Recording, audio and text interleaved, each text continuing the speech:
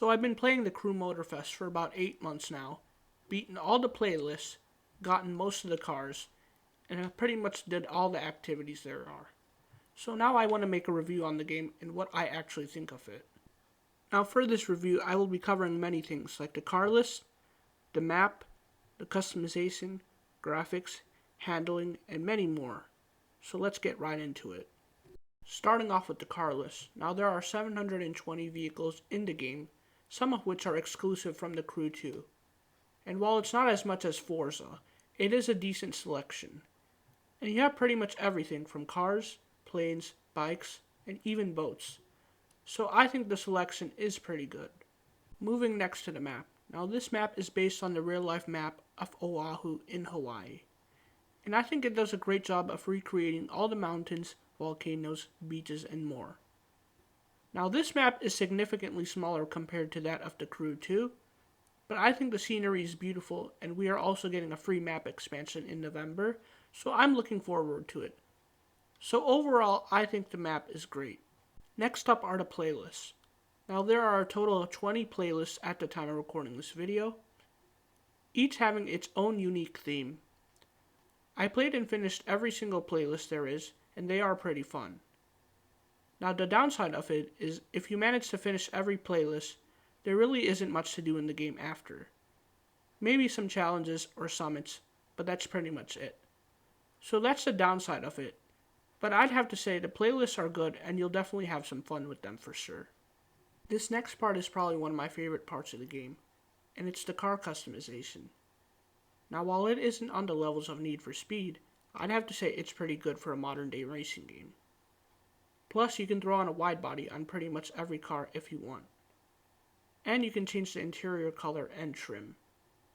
My only gripe with the customization is for the rims, and that's because they stay in this weird chrome looking color no matter which color you choose. So I hope Ivory Tower fixes that. Aside from that, I'd say the customization is good. Now let's talk about the graphics.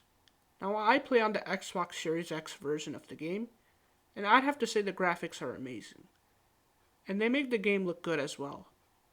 And if I remember for the resolution, it's 1440p 60 FPS or 4K 30 FPS, correct me if I'm wrong.